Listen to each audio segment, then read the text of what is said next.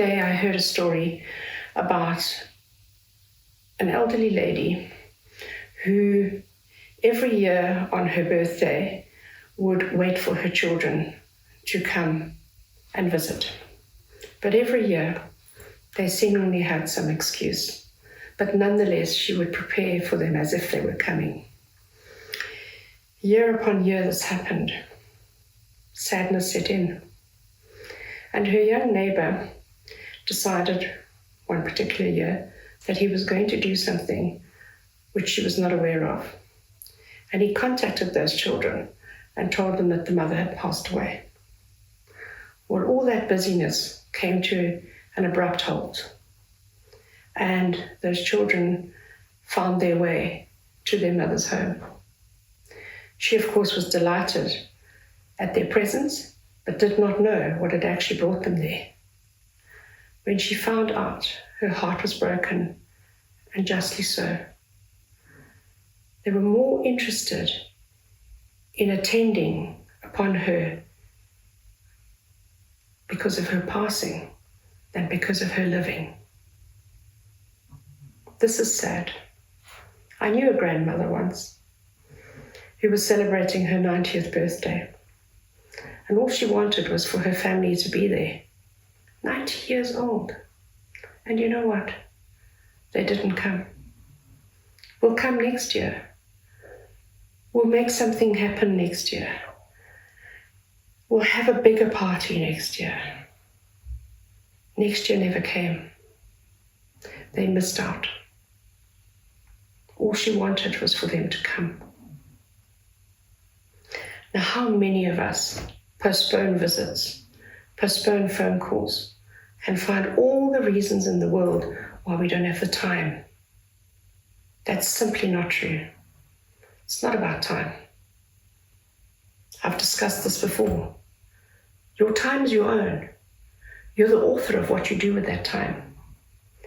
And very often you find that parents are neglected.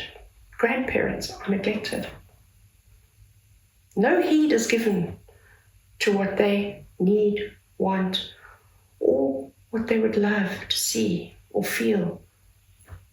I sat on a plane once next to a young girl who was flying home for her mother's birthday. And we got to talking and she said, you know, I really don't know what gift to give my mom for her birthday.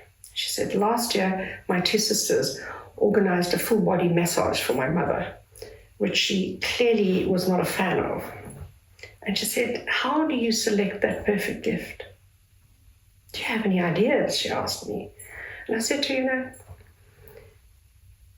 sometimes when you're a mother and your children have left home, you have many of the things that you may have wanted when you were younger, the material things. Sometimes what you would want and what you need is just some time being given to you, some attention, undisturbed attention with your children, for them to enjoy something that you enjoy, even if they don't enjoy it, just to invest in you. Not fictitious and false gifts and events that make them feel better. Something for you. And I said to her, think about what your mom likes to do and do that. She looked at me and she said, I have just the plan. Thank you.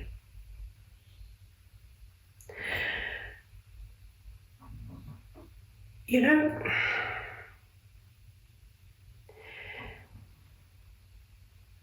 your parents and your grandparents are your roots. They were there in the very beginning, before you could even remember. And if there's one thing about roots, think about a huge tree, beautiful tree.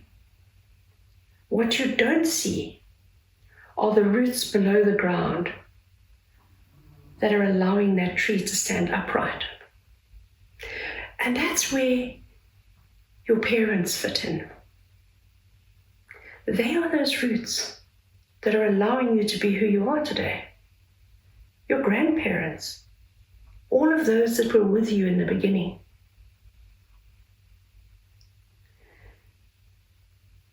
You can't escape that.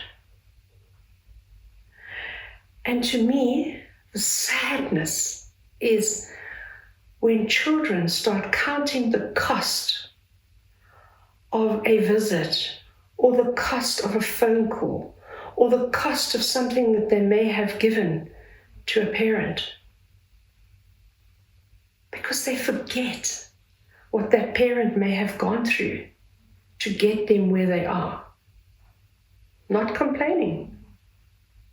In instances where they would never even know that there may have even been hardship.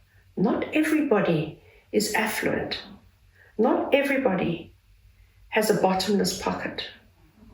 But parents give something very important to their children, and that's time. And if a child, no matter how old, cannot reciprocate, that's just sad. So I'm saying to you, my message, don't procrastinate. Don't assume that there'll be another birthday, another Christmas, another hour to phone.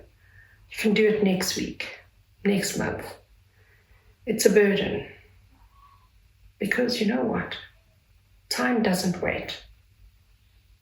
And you may be too late.